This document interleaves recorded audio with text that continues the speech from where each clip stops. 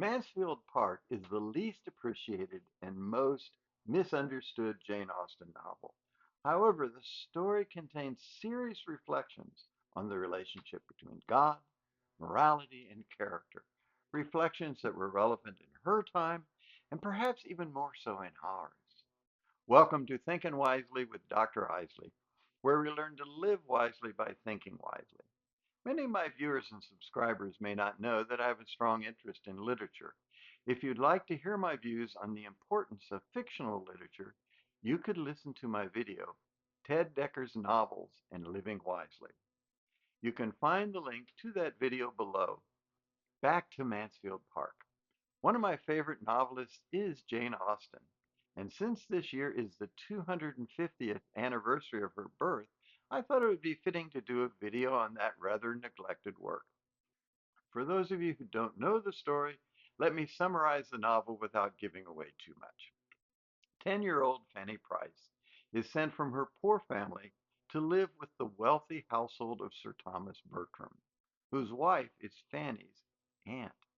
Fanny is neglected or mistreated by almost all of the Bertrams, especially her aunt, Mrs. Norris, perhaps Jane Austen's most malicious character and one of the best bad characters in English literature. The one exception is her cousin Edmund, who is kind to Fanny, a crucial part of the novel's plot. Much of the tension in the novel revolves around two conflicts. The first is the contrast between Fanny's character and the vain members of the Bertram family and the brother and sister duo of Henry and Mary Crawford. Particularly highlighted are her resistance to a financially advantageous match with the wealthy ne'er-do-well Henry Crawford and her struggle with her love for Edmund, which provokes jealousy because of his favorable response to the enticements of the charming and worldly Mary Crawford. We'll discuss Fanny's character later.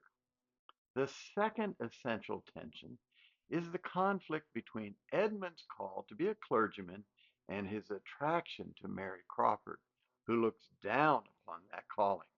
The question is whether Edmund, who is intended for the ministry, will remain faithful to that calling in the face of the temptations posed by Mary. Edmund Bertram is Austen's most positive portrayal of a clergyman. As would be expected in novels depicting early 19th century England, clergy play a prominent role. But oh, what clergy inhabit her novels. There are the embarrassingly hilarious and insufferable Reverend Collins in Pride and Prejudice, and the avaricious Reverend Philip Elton in Emma.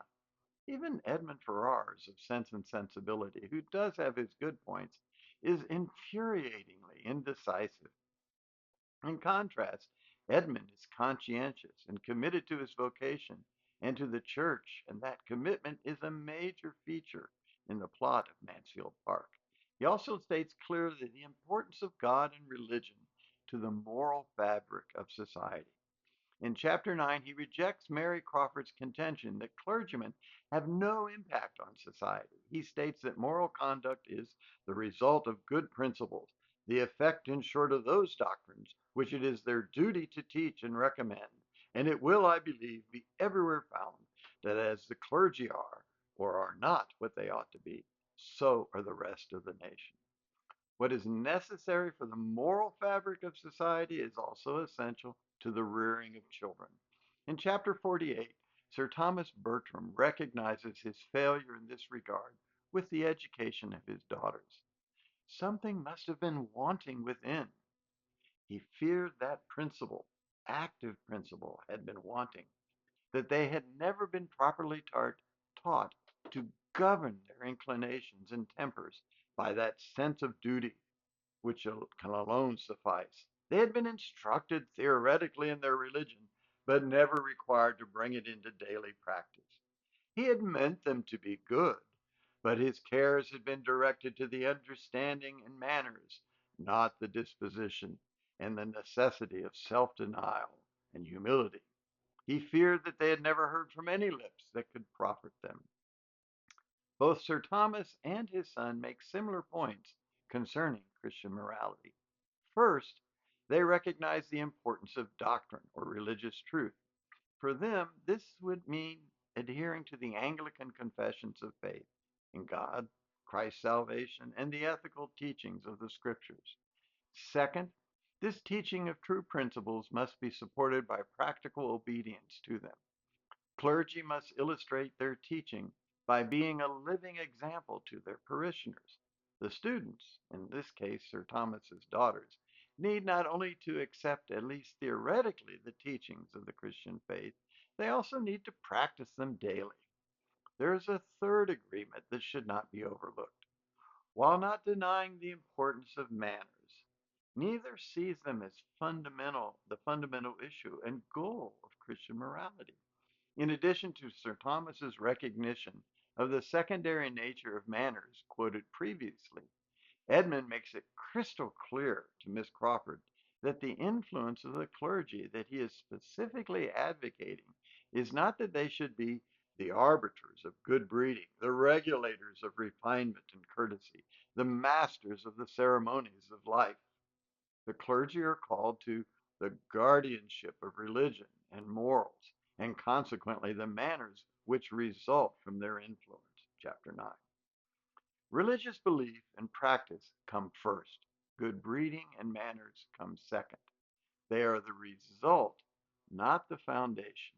A fourth point is crucial. While in President Sir Thomas's recognition of the importance of disposition in the previous quotation comes to the forefront in Edmund's meeting with Mary Crawford towards the end of the novel.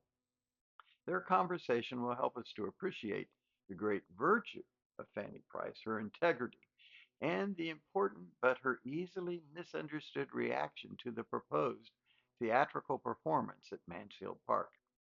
Edmund is shocked that Mary could speak of an adulterous affair only in terms of folly. In chapter 47, he tells Fanny that Mary saw it only as folly, and that folly stamped only by exposure. It was the detection, not the offense, that she reprobated. In other words, she did not look upon the adulterous affair as wrong in and of itself, but as only resulting in negative consequences, particularly of the couple's status in society. Interestingly, Edmund still does not attribute to Mary a cruel nature. Rather, he says to Fanny, the evil lies yet deeper in her total ignorance, unsuspiciousness of there being such feelings, in a perversion of mind which made it natural to her to treat the subject as she did. She was speaking only as she had been used to hear others speak, as she imagined everybody else would speak.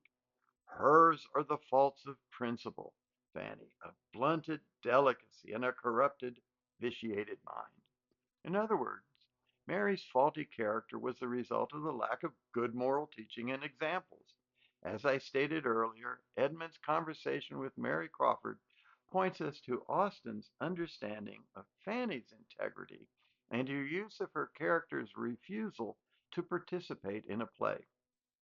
The importance of the play, covered in chapters 13 to 20, should not be underestimated, even if one might have wished that it wouldn't have occupied so much of the novel's space. John Yates, the friend of Edmund's dissolute older brother Thomas Bertram, proposes the Bertram family and the Crawfords perform a play, while Sir Thomas is not in the country. At first, Edmund objects, but eventually gives in, leaving only Fanny as the one who refuses to participate. There are several obvious reasons Fanny won't take part in the play. The moral content of the play is dubious. There are inappropriate castings of lovers. It is done without Sir Thomas Bertram's permission, which he most certainly would not have given. Also, the production involves remodeling his favorite room. These are all true, but miss the underlying symbolism that Jane Austen wants to give to the play. In the play, people act a part. They are not being themselves, they are acting to gain the applause of others. This represents the kind of people in society in which one's professed ideals and actions are not supported by true convictions. There is a divide between their moral pretense and their actual character. They will behave well in society in order to be accepted in society, but will misbehave if they can avoid the social consequences. This is in contrast to Fanny, who always acts according to her convictions. She won't sacrifice her integrity, even if it means the disapproval of others and not benefiting her social standing or material interests. Now, one could say that Austen is just making a valid point against hypocrisy. Some might even argue that she is anticipating modern views in which the individual, exemplified by Fanny, is faithful to her true self and rebels against society and its norms. However, this ignores the fact that in Austen's world, God had ordained what was right and what was wrong. Our contemporary era wants individuals to determine what or who they are. This is disastrous for several reasons. First, for most people, they are not strong enough to resist the crowd and will merely conform to it. Second, determining who or what we are leads to instability. We can and will change whether from different circumstances or the constant shifting of our emotions and desires.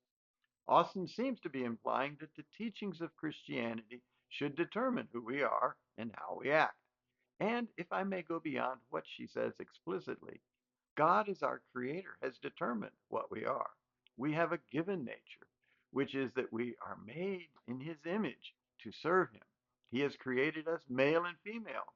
To go against not only the moral law, but against our created human nature is destructive of society and the individual. Fanny, while not unintelligent, merely accepts these truths and lives by them. Austen gives us considerable access to her heroine's thinking and motivation.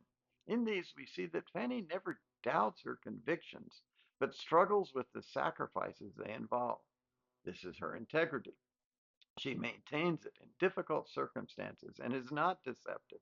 She is Austen's best example of quiet fortitude in the face of limited options and nasty relations. And for us, Fanny Price is a model of what it means to be a person of integrity. Now, let me give you a few of my reservations about Mansfield Park. I'll admit that it's not the best read of Austen's novels. It doesn't have the wit of Pride and Prejudice, nor is Fanny as lively and active a character as Elizabeth Bennet. But we need to be patient with Fanny. She is a dependent in a wealthy and quite unwelcoming family. She has limited options. Mostly, she can just remain faithful. But it is heroic faithfulness against enormous pressure. Additionally, the qualities that Edmund and eventually Sir Thomas commend are duty, self denial, and humility. I would not deny the importance of these, but it sounds very 19th century English, almost Victorian. It reminds me of Wordsworth's Ode to Duty, the stern daughter of the voice of God. This emphasis lacks the biblical focus on love and freedom. It also can and has resulted in a stratified view of society that unjustly keeps people down.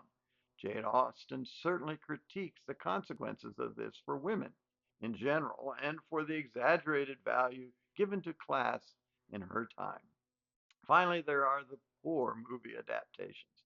The 1999 version, directed by Patricia Ruzima, while well acted, is a travesty. It transforms Fanny into a more aggressive modern heroine and makes changes that undercut the novel or out of place in the context of the time and setting of the novel.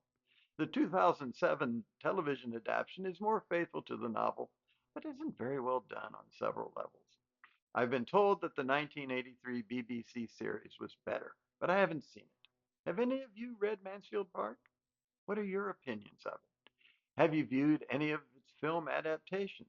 What do you think of them? How does it compare with Austen's other novels? As always, comments are welcome. If anyone would like to receive these videos automatically, please click the subscribe button. Thank you for listening.